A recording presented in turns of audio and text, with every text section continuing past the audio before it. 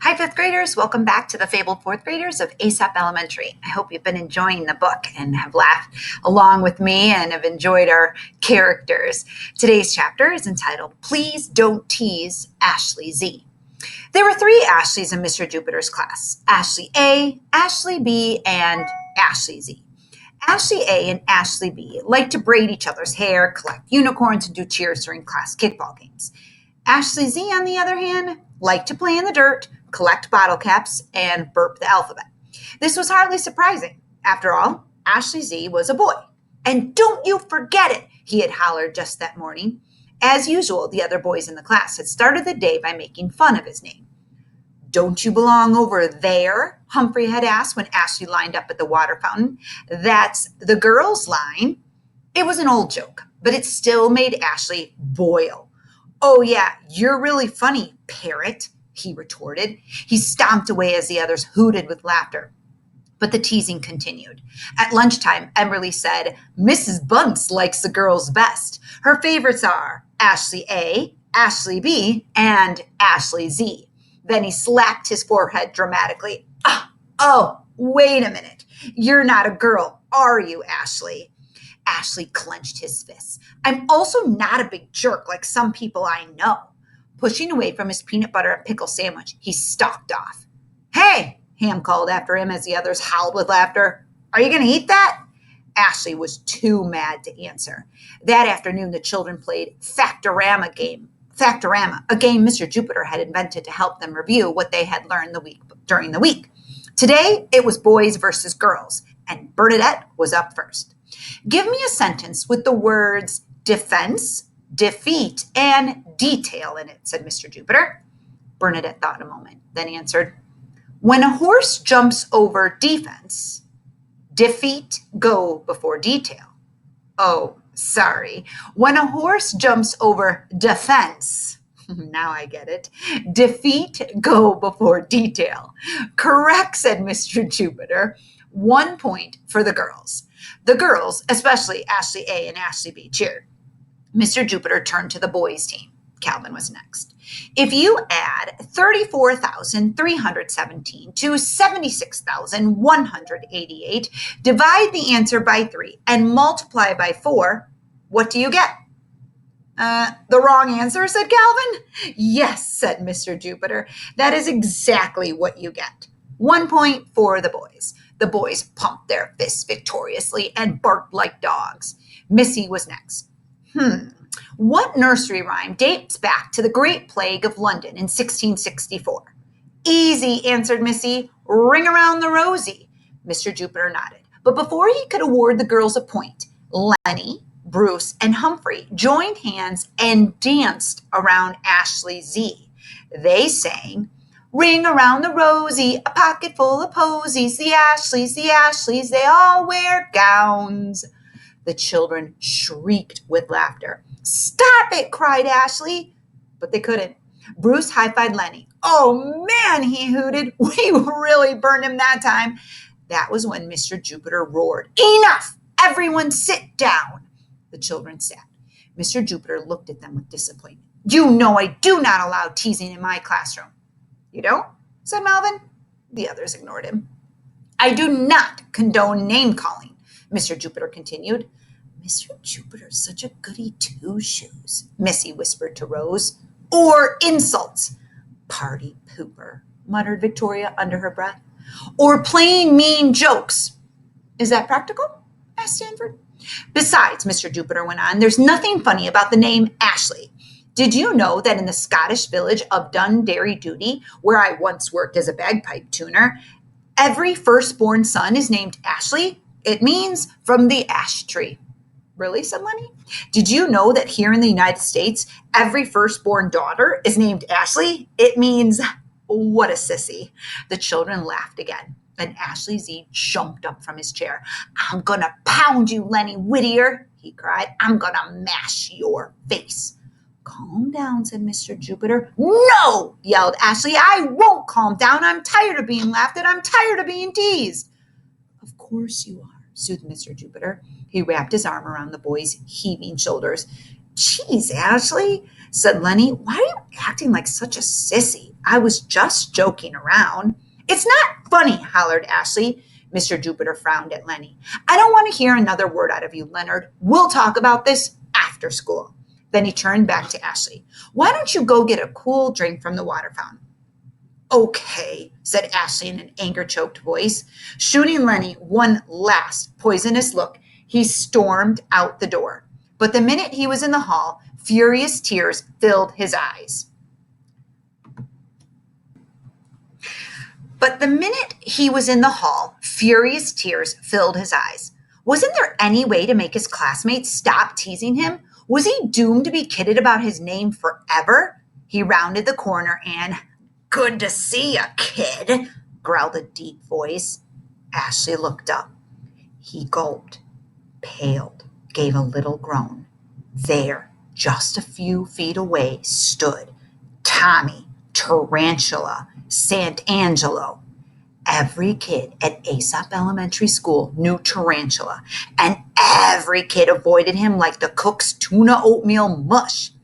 No trick was too mean for the fifth grader. He shook down kindergartners for their milk money, knocked first graders off slides, and tossed second graders' book reports into mud puddles, all for the fun of it.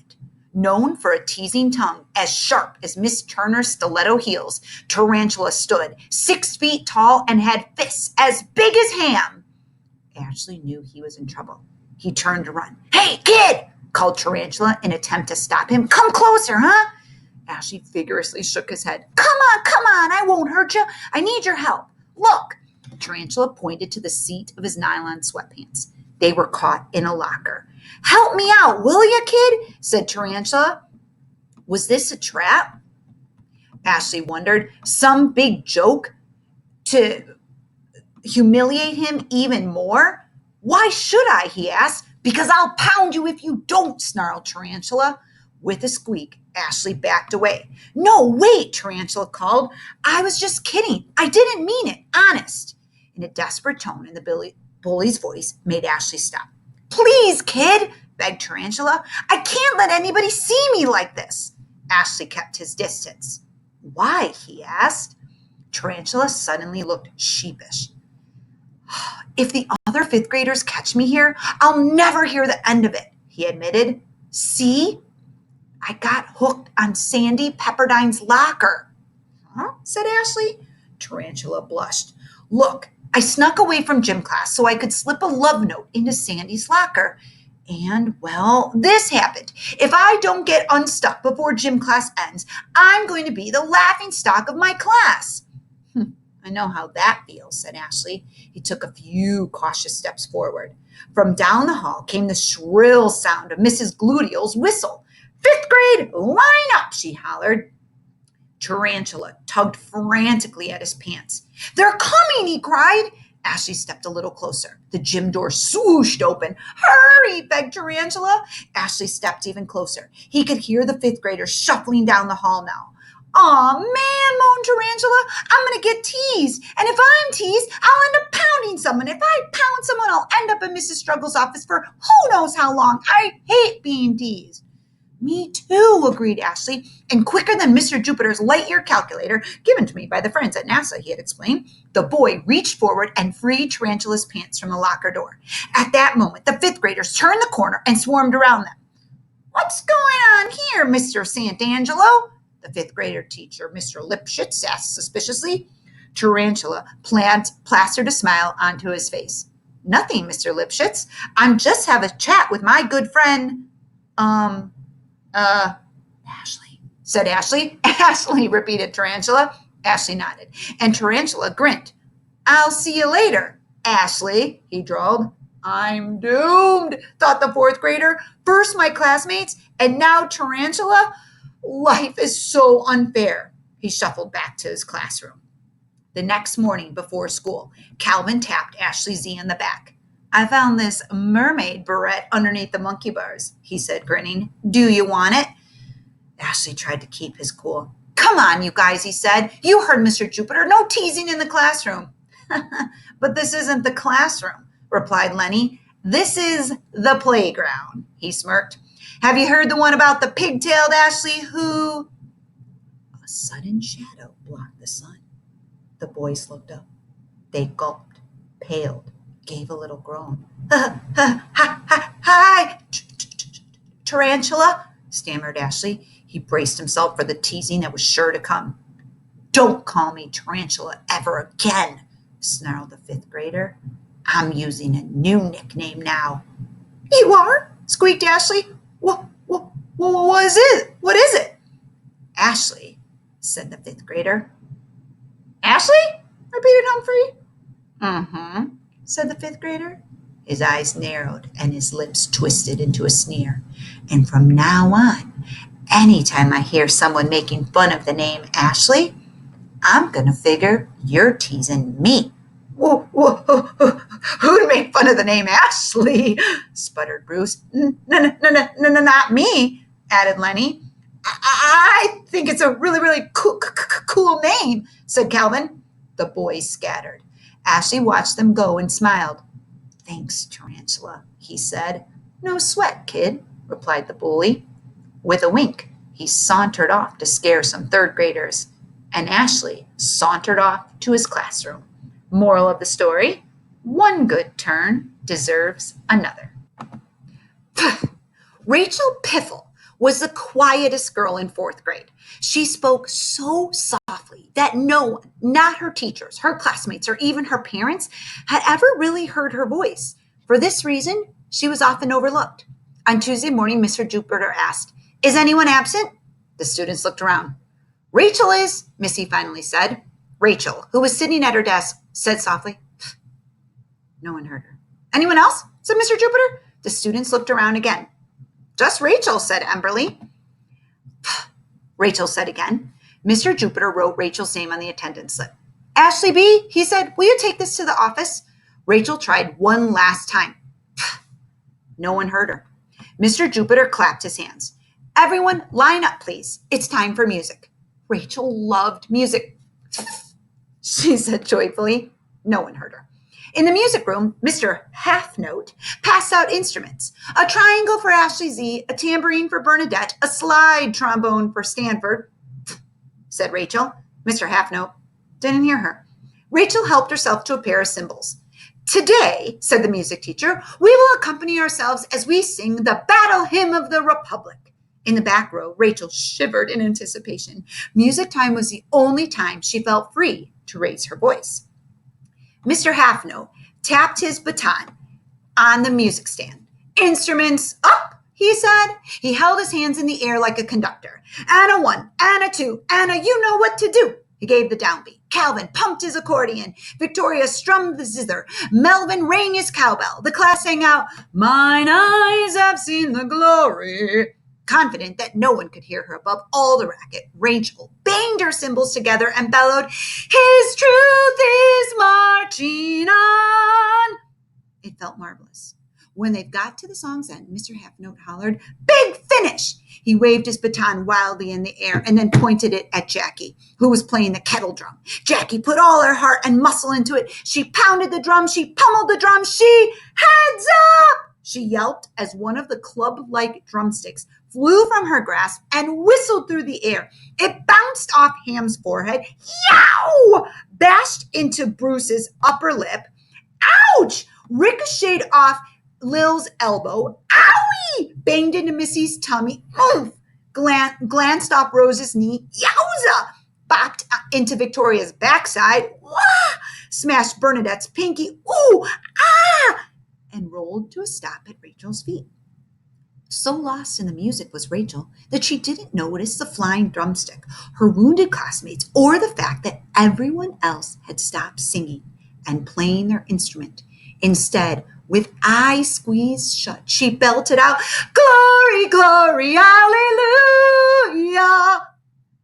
The others couldn't believe their ears. Rachel Piffle was. "Are you okay?" cried Amisha. "She must be hurt if she's screaming like that," Emberly said to Bernadette. Melvin shook his head in confusion. "When did Rachel get here?" The others ignored him. Dropping their instruments, everyone raced to her side. At that moment, Rachel opened her eyes and turned as red as Mr. Jupiter's Japanese kimono. "Are you bleeding?" asked Victoria. She rubbed her bruised backside. Rachel said softly. How many fingers am I holding up? Asked Bruce. He dabbed at his swollen lip. Rachel said. Speak to me, begged Ham. Speak to me. He swiped a trickle of blood from his forehead. Rachel said. The nurse, cried Mr. Halfnote. We have got to get her to the nurse. Rachel's cymbals crashed to the floor as the music teacher flung her over his shoulder and dashed down the hall to Nurse Betadine's office. Bruised and bleeding, the others staggered behind. Tell me where it hurts, said Nurse Betadine after Rachel had been placed on the cot. Rachel said, Nurse Betadine, I think it might be Nurse Betadine, applied a compress to Rachel's forehead, an ice pack to her knee, and a splint to her pinky. Will she be okay? Asked Lil, massaging her throbbing elbow. I don't know, Nurse Betadine frowned with worry. Popping a thermometer into Rachel's mouth, she shooed the others back to the classroom. Alone with her patient, the nurse began to fret. Does she need an ambulance? She asked herself. A hospital? A surgeon?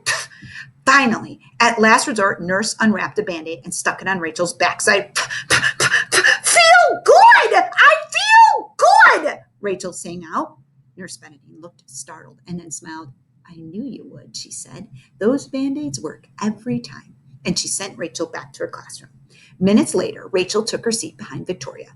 I hope Rachel's okay, Victoria said. She pressed a wet paper towel to her bruised backside. Rachel said. I hope she doesn't miss too much school, said Bruce. He dabbed the blood from his lip with a tissue. Rachel said. Maybe we should send flowers, said Rose. She wrapped an elastic bandage around her stiff knee. Rachel said. Daisies would be nice. Ham looked up. I think I'm hearing voices, he said. Rubbing his bruised forehead, he added, I think we should send her some daisies. Good idea, agreed Lil. Rachel said. Moral of the story, the squeaky wheel gets the grease. Have a great day.